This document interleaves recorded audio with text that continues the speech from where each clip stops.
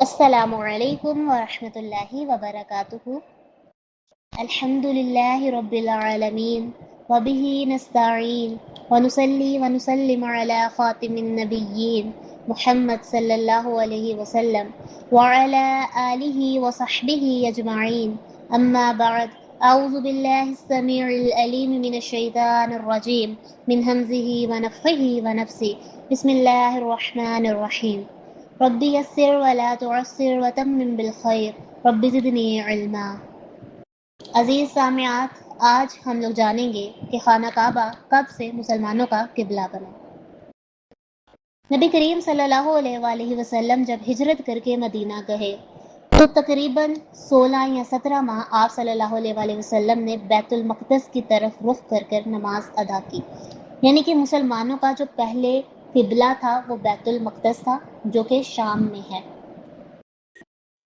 لیکن ہمارے پیارے نبی حضرت محمد صلی اللہ علیہ وآلہ وسلم کے دل میں یہ خواہش تھی کہ وہ بیت اللہ کی طرف منہ کر کر تو نماز کو ادا کریں۔ قرآن مجید میں اس کے بارے میں اللہ تعالیٰ فرماتے ہیں، قَدْ نَرَىٰ تَقَلُّبَ وَجْهِكَ فِي السَّمَاءِ، تحقیق ہم دیکھ رہے ہیں آپ کا اٹھنا بار بار آسمان کی طرف۔ کیا اٹھنا؟ آپ کے چہرے کا اٹھنا۔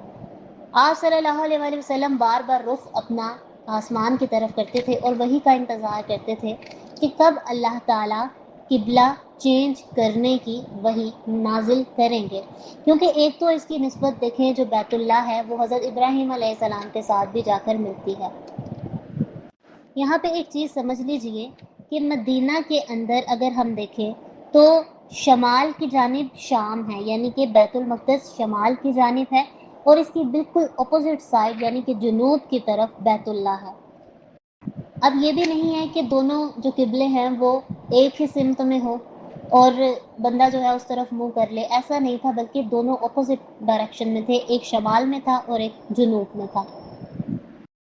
اب آپ صلی اللہ علیہ وآلہ وسلم کی اس خواہش کو دیکھ کر اللہ تعالیٰ مزید آگے فرماتے ہیں، فَلَا نُوَلِّيَنَّكَ، تو البتہ ضرور ہم بدل دیں گے، قبلتاً، قبلہ، ترضاها، جسے آپ پسند کرتے ہیں، یعنی کہ جس طرف آپ منہ کرنا پسند کریں اس طرف ہم بدل دیں گے۔ پھر ساتھ ہی آگے اللہ تعالیٰ نے قبلہ کو بدلنے کا حکم دے دیا، فولی، پس پھیر لیجئے، وجہک شطر المسجد الحرام، اپنا چہرہ مسجد حرام کی جانب پھیر لیجئے، وحیث ما کنتم فولوا وجوہکم شطرہ، تو آپ جہاں کہیں پہ بھی ہوں آپ اس کی طرف اپنا رخ کر لیجئے۔ اب یہ بات مشہور ہے کہ حضرت محمد صلی اللہ علیہ وآلہ وسلم نماز ادا کر رہے تھے اور نماز کے دوران وحی آئی، اور پھر آپ صلی اللہ علیہ وآلہ وسلم نے اپنا رخ جو ہے وہ بیت المقدس سے مسجد حرام یعنی کہ بیت اللہ کی طرف کر لیا۔ اسی کے ساتھ حدیث کے اندر ہمیں ملتا ہے کہ صحابہ کرام نماز ادا کر رہے تھے اور ایک شخص نے انہیں آ کے جب بتایا کہ قبلہ چینج ہو گیا ہے تو انہوں نے نماز کے دوران ہی اپنا رخ بیت اللہ کی طرف یعنی مسجد حرام کی طرف کر لیا۔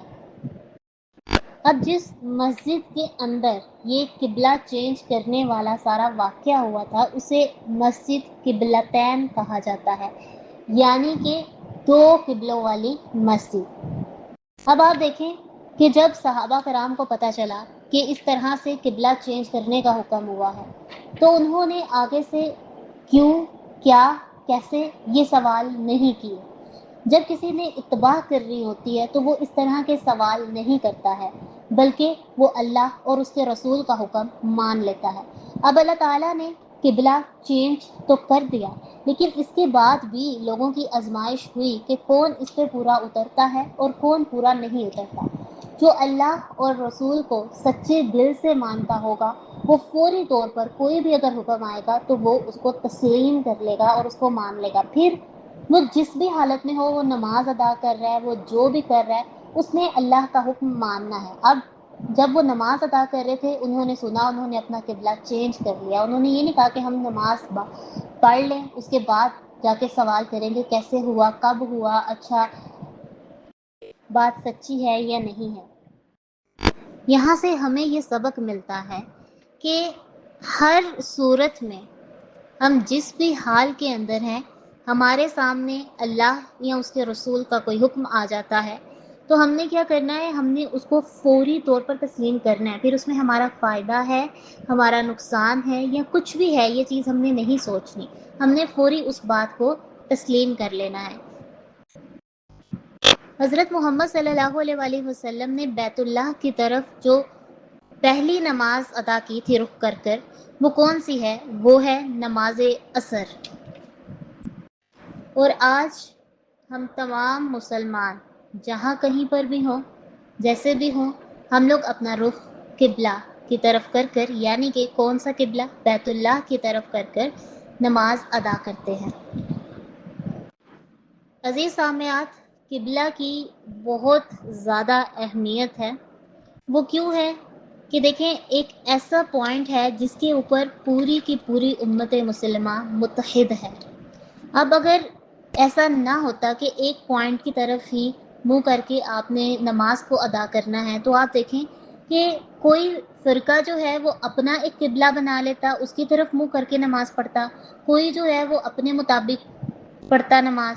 اس طرح سے کیا تھا کہ آپس میں ان کا لڑائی جھگڑا ہونے کا بھی بہت زیادہ چانس تھا. لیکن آپس میں اتحاد اور اتفاق کی ایسی فضا پیدا ہوئی کہ تمام کے تمام مسلمان صرف ایک ہی قبلہ کی طرف منہ کر کر نماز پڑھتے ہیں.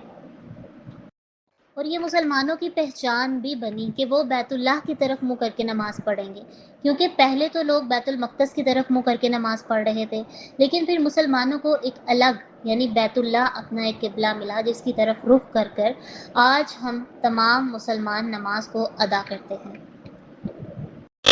سبحانک اللہم و بحمدک، نشہد ان لا الہ الا انت، نستغفرک و نتوب الیک. السلام علیکم ورحمۃ اللہ وبرکاتہ.